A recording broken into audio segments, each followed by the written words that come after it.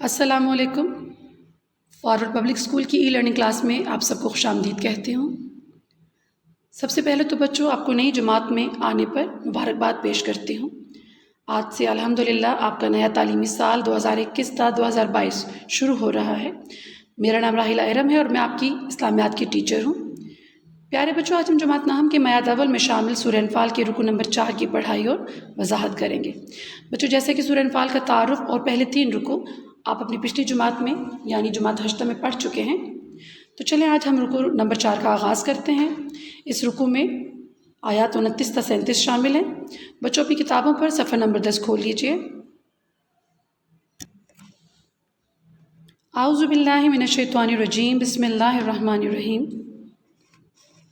یا ایھا الذین آمنوا ان تتقوا اللہ، مومنو اگر تم خدا سے ڈرو گے، یجعل لکم فرقانا، تو وہ تمہارے لیے امر فارق پیدا کر دے گا، یعنی تم کو ممتاز کر دے گا۔ ویکفر عنکم سیئاتکم، اور تمہارے گناہ مٹا دے گا۔ ویغفر لکم، اور تمہیں بخش دے گا۔ واللہ ذو الفضل العظیم، اور خدا بڑے فضل والا ہے۔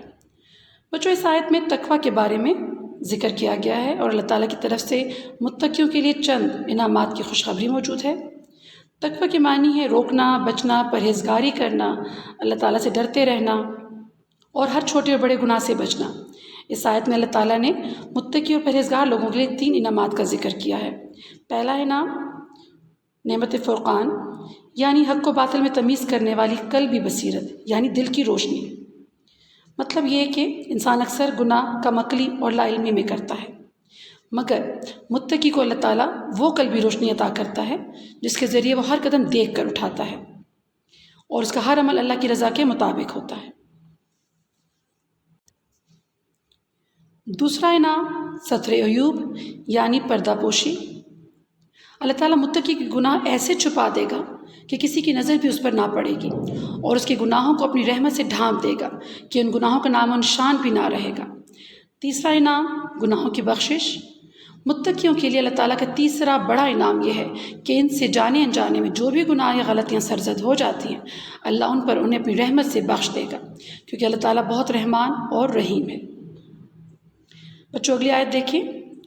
وَإِذْ يَمْكُرُ بِكَ الَّذِينَ كَفَرُوا، اور اے محمد صلی اللہ علیہ وآلہ وسلم اس وقت کو یاد کرو جب کافر لوگ تمہارے بارے میں چال چل رہے تھے، لِيُثْبِتُوكَ، کہ تم کو قید کر دیں، اَوْ يَقْتُلُوكَ، یا تم کو جان سے مار ڈالیں، اَوْ يُخْرِجُوكَ، یا وطن سے نکال دیں۔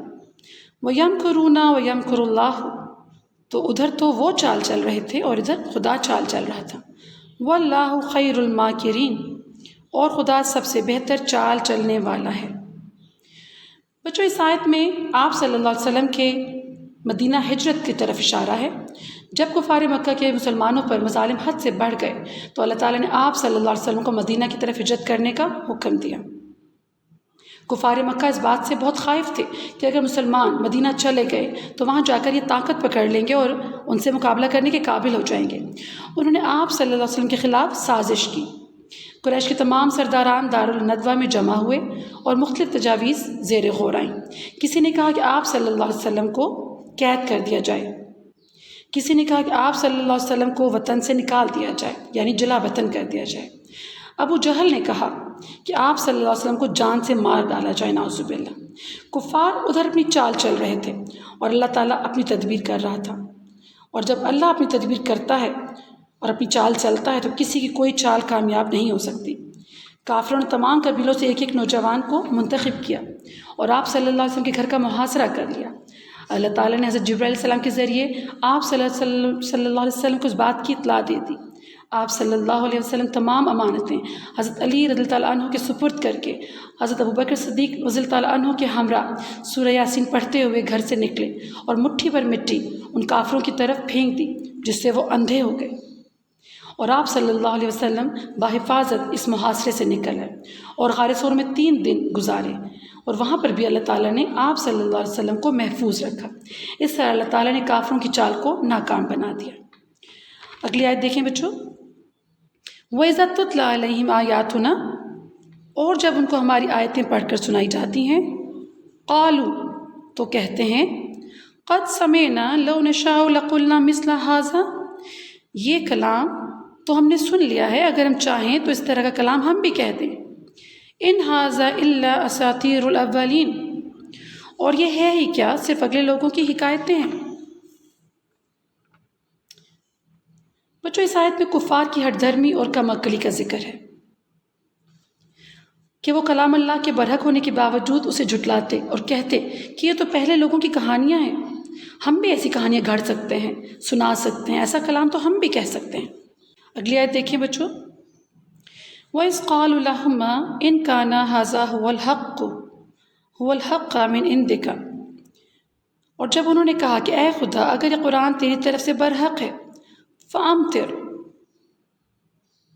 عَلَيْنَا حِجَارَةً مِّنَ السَّمَاءِ، تو ہم پر آسمان سے پتھر برسا، وَأَوِئْتِنَا بِعَذَابٍ أَلِيمٍ، یا کوئی اور تکلیف دینے والا عذاب بھیج۔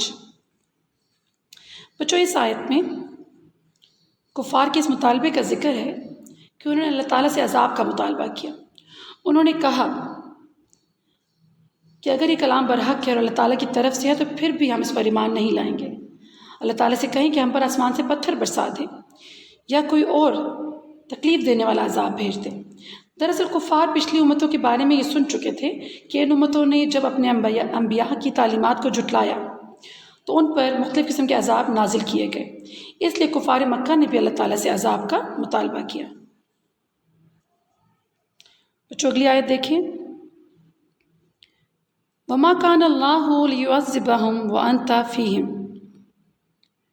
اور خدا ایسا نہ تھا کہ جب تک تم ان میں تھے انہیں عذاب دیتا۔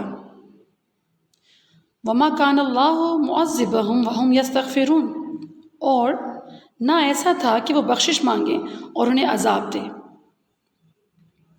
بچوں یہاں پر اللہ تعالیٰ فرما رہے ہیں کہ جب تک آپ صلی اللہ علیہ وسلم ان لوگوں میں موجود ہیں اور استغفار کرنے والے لوگ ان میں موجود ہیں تو ان پر عذاب نازل نہیں کیا جائے گا۔ دراصل عذاب نازل کرنے کے کچھ تقاضے ہوتے ہیں، کچھ وقت مقرر ہوتے ہیں۔ لوگوں کے کہنے یا مانگنے پر عذاب نازل نہیں کیا جاتا۔ اللہ تعالیٰ نے عذاب نازل نہ کرنے کی دو وجوہات بیان کر دی کہ ایک تو آپ صلی اللہ علیہ وسلم ان لوگوں میں موجود تھے، اور دوسرے استغفار کرنے والے لوگ۔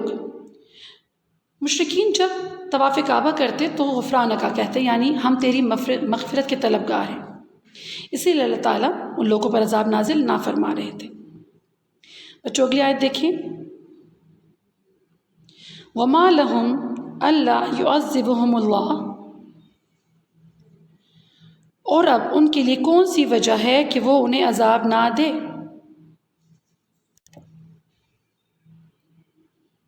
وَهُمْ يَصُدُّونَ عَنِ الْمَسْجِدِ الْحَرَامِ، جبکہ وہ مسجد محترم میں نماز پڑھنے سے روکتے ہیں۔ وَمَا كَانُوا أَوْلِيَاءَهُ، اور وہ اس مسجد کے متولی بھی نہیں۔ إِنْ أَوْلِيَاؤُهُ إِلَّا الْمُتَّقُونَ، اور اس کے متولی تو صرف پرہیزگار ہیں۔ وَلَكِنَّ أَكْثَرَهُمْ لَا يَعْلَمُونَ، لیکن ان میں سے اکثر نہیں جانتے۔ بچوں اس آیت میں اللہ تعالیٰ فرما رہے ہیں کہ کفار تو عذاب کے مستحق ہیں کیونکہ وہ مسلمانوں کو مسجد حرام میں نماز پڑھنے سے روکتے ہیں، حالانکہ کفار اس مسجد کے متولی یعنی نگران یا انتظام چلانے والے نہیں ہیں۔ اس مسجد محترم کے متولی اور نگران تو پرہیزگار لوگ یعنی مسلمان ہیں، لیکن کفار اس بات کی عقل نہیں رکھتے۔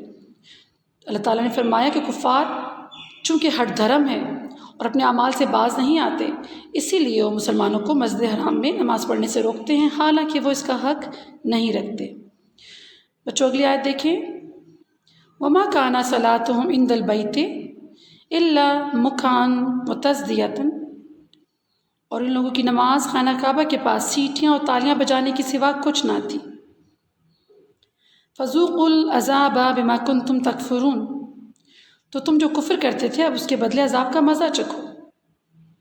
بچوں یہاں اللہ تعالیٰ فرما رہے ہیں کہ کفار مکہ آپ صلی اللہ علیہ وسلم کو اور مسلمانوں کو خانہ کعبہ میں عبادت کے دوران تنگ کرتے، طواف کے دوران تنگ کرتے، تالیاں بجاتے، سیٹیاں بجاتے، مذاق اڑاتے اور عبادت میں خلل ڈالتے۔ اس کے علاوہ وہ مسلمانوں کو کسی بھی طرح امن و سکون سے رہنے کی اجازت نہ دیتے تھے۔ اسی لیے اللہ تعالیٰ کفار کو عذاب سے ڈرا رہے ہیں کہ تم دنیا اور آخرت میں اپنے اعمال کے بدلے عذاب کا مزہ چکھو گے۔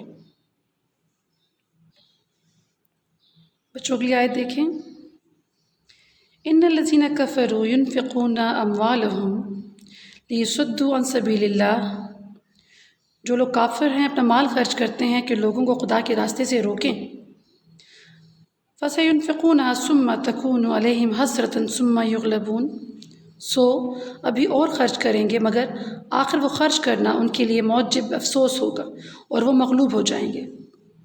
بچوں اس آیت میں اللہ تعالیٰ فرما رہے ہیں کہ کافر لوگ مسلمانوں کو اللہ کے دین سے روکنے کے لیے اپنا مال خرچ کرتے ہیں۔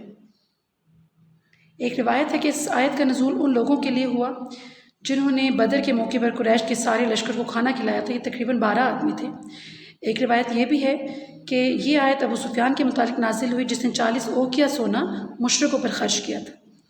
اللہ تعالیٰ فرماتے ہیں کہ مسلمانوں کو دین کے راستے سے روکنے کے لیے یا جنگ کے لیے جتنا بھی مال خرچ کر لیں، یہ مال ان کے کسی بھی کام نہ آئے گا بلکہ ان کے لیے حسرت اور ندامت کا باعث ہی بنے گا۔